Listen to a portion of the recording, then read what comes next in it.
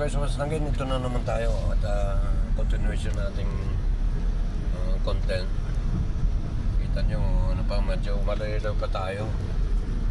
May mga ilang barangays pang tatahakin natin. At so far naman maganda yung panahon pa. Medyo may dilim-dilim na rin, may mga ilaw na pero at saka maganda yung panahon, walang ulan kasi tuwing hapon dito umuulan din kaya nakatiyamba tayo ng para makunan. Ito yung mga malilit ng barangay, nakikita nyo yung papasok na yan, ano na yan, parte pa rin ng Santa Barbara yan. Ito pa rin.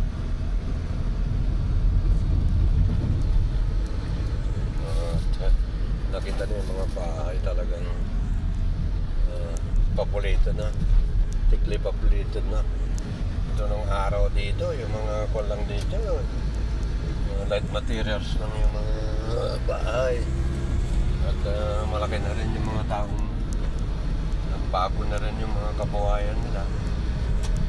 Yung mga magsasakayan yan, yan sa likuran nila, bukid yan yan. Ayan, makita niyo yan yung bukid na yan, maluwak. Yan.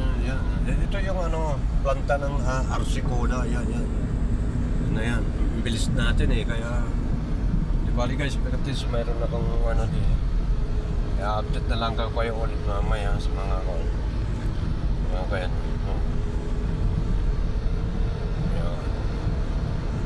so palabas na tayo sa bayan ng Santa Barbara. Ito ang aking bayan Santa Barbara, kaya nandito pa rin ako lagi yung mga content ko na nandito muna ako sa natin bago tayo so guys, palabas na tayo sa Santa Barbara, mga ilang metro na lang malasiki na, pero mahaba pa yung tataakin nito.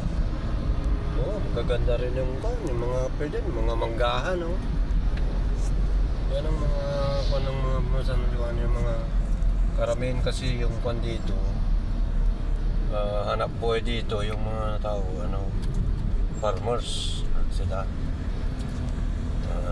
kaya isa pang mahaba-haba pang ito bukid na ito okay, yan yung mga tunlas na bahay na yan, ito yan bukid na yan. So guys, dito may mga government offices din dito,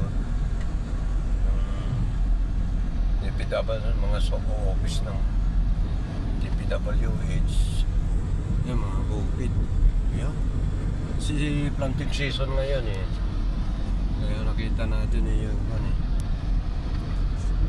ito yung office ng NGCP dito sa Santa Barbara. Ito school pa ito, pero meron pa dyan ito.